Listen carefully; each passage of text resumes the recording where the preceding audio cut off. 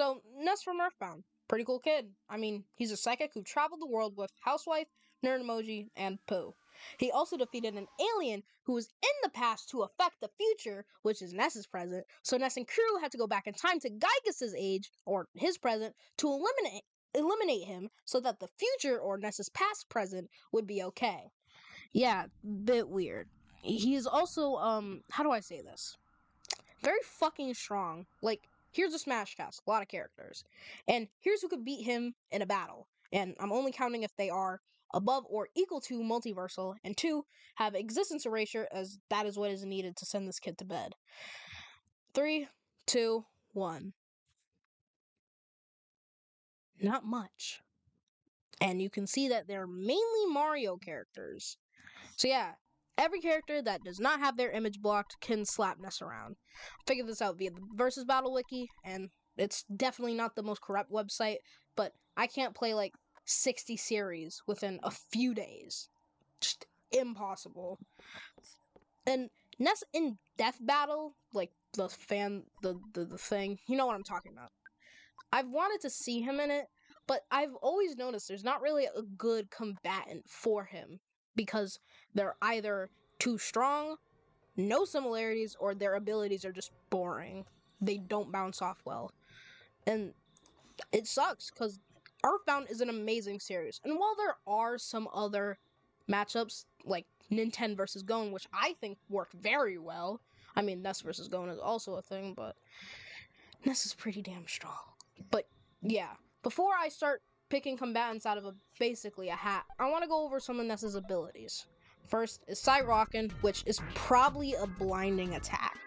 It's a lot of flashing lights and is Ness's by far most strongest move he has, but not the strongest thing he is capable of. I'll get into that later. Next is Flash, which can make the target cry, feel string, numb them, or just straight up kill them. He can do that. Fun. He also has a few other powers like Paralysis, which does what it says, Magnet or Vacuum if you're weird, which sucks out the player's target's psychic points, and Healing, which cures illnesses besides mushroomization.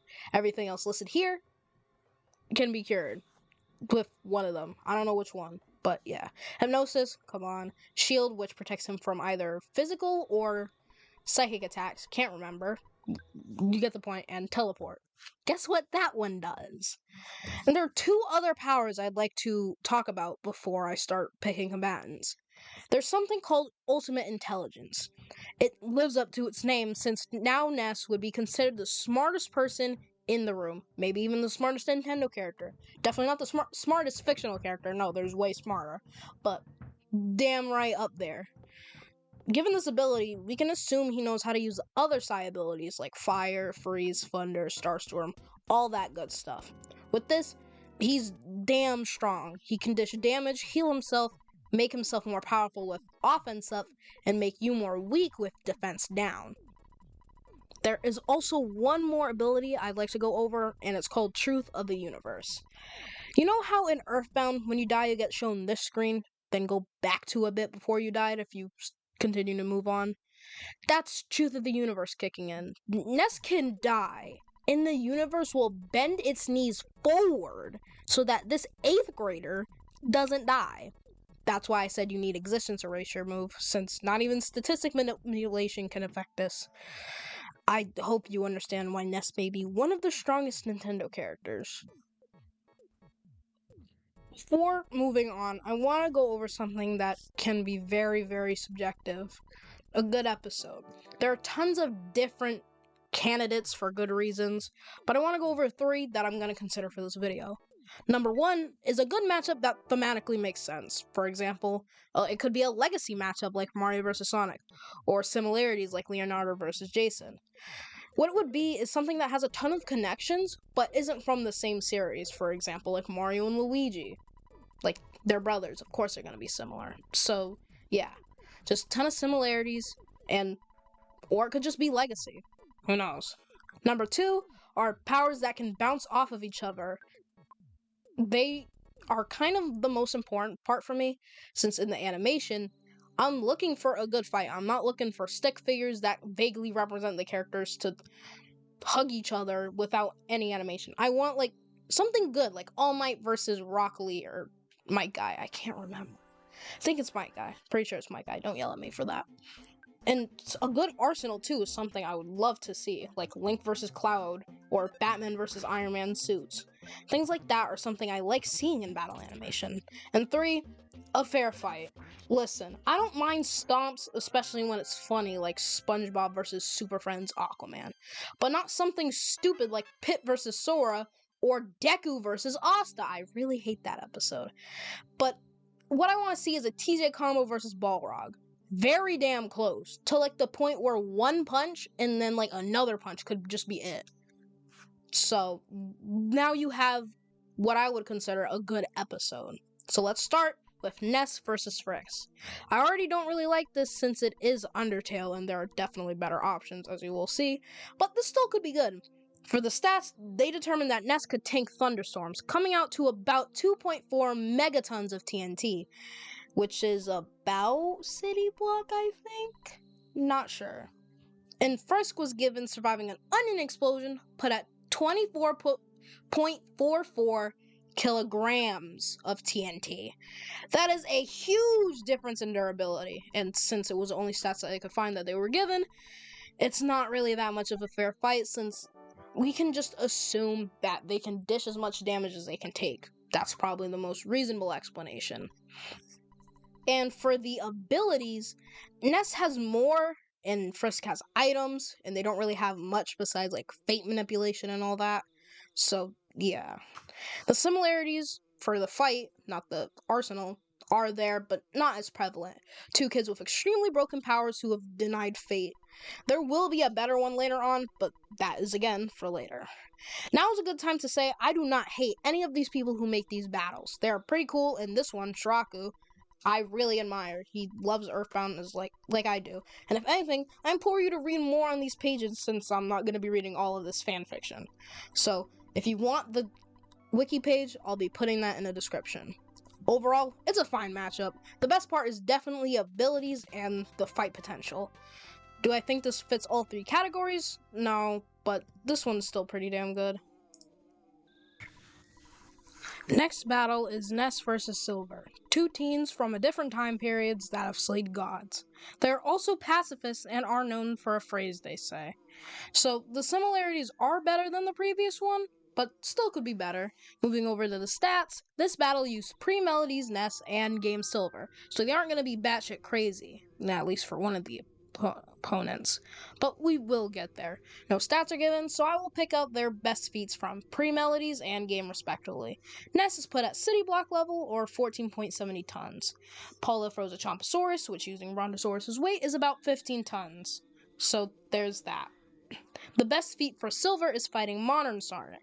He defeated a robot who absorbed the Chaos Emeralds, which have a total of 32 tons of TNT. That is small star level. This fight is not fair at all. And I lied about that being the best feat listed. That is the worst. He is literally multiverse due to Solaris. This is not fair in the slightest. The powers are at least similar with nothing. Actually, literally no similarities. If Ness was used at his best, then they would have some, but without Ness being put at full power, he gets hard stomped. I don't think I have to tell you who's winning. Regardless, it's still a decent matchup, with really only the similarities being good. Everything else is kinda crap. I want to add that this is because Ness is not at his strongest. Silver is damn strong, but don't forget, Ness is still pretty strong too. Next in line is Ness versus Isaac, Isaac being from Golden Sun. The similarities are that they are Nintendo RPG psychics. That's it. I haven't played Golden Sun, and I honestly don't intend on it, but there might be more, but that's what it says. No stats are given for this, and it says nothing about limiting either opponent, which will be like this for the rest of the video, so I will be giving them new stats. For Ness, I can give him the Magic Hand feat, which is a universe in his own head. Obviously, pretty damn strong, especially considering the fact that he created it. So yeah, a minimum of 3 Tenacifo. I'm assuming that's how you pronounce it. That is very impressive. For Isaac, we have him being superior to Iris, who became a star and caused a supernova. This is about 600 and 700 761 tenatons, being large star level. There is a huge, huge difference in power. Tons of stars in the universe, and I looked it up, it's about 200 billion trillion. So there's about the power gap. Moving on to the arsenal, there's a few, like weapon mastery and soul manipulation. Not much in common, but it is still there. All in all, pretty good. I mean, it had decent enough similarities. Sorry for the stuttering. Isaac is getting stomped though, and there were a few similarities in their arsenal. Not that bad. I might even consider checking out Golden Sun. Following Isaac, we have Ren Amamiya, or Joker from Persona 5. I really do like this matchup, but you'll see why it's not the best. They said fuck you to fate while having a good group of people of a similar age, and did some really wacky shit and slapped some gods around. Normal Tuesday for them, obviously. Well, I'd say that's a damn good similarity if you ask me. I love Persona 5, I love Earthbound. What else could go wrong? Onto the stats, Ness's best feat is absorbing the fucking Earth, which can be compared to Mother 3's Dark Dragon, the source of their life for their whole universe, so not that big of a deal. He is also able to, like I said, defy fate itself. This is bigger than his universal feat, obviously, so we can say it's about a minimum of 6 Tenacifo, since multi would mean at minimum 2, so that's why I say 6 Tenacifo. For Joker, he has a power called Willpower, which, let me read this. Allowed him to get unerased from existence. Let me repeat that. Allowed himself and his friends to get unerased from existence. Anyways, he also has some done things. He's also done some things like this, and this. Why am I not showing it? Because I'm not spoiling the game for myself. I've played it, but I didn't get the true ending. So, regardless, there is a huge, huge power gap. They do have similar arsenals, though, being fate manipulation, I've said that. Stuff like weapon mastery, regeneration, durability negation, things like that.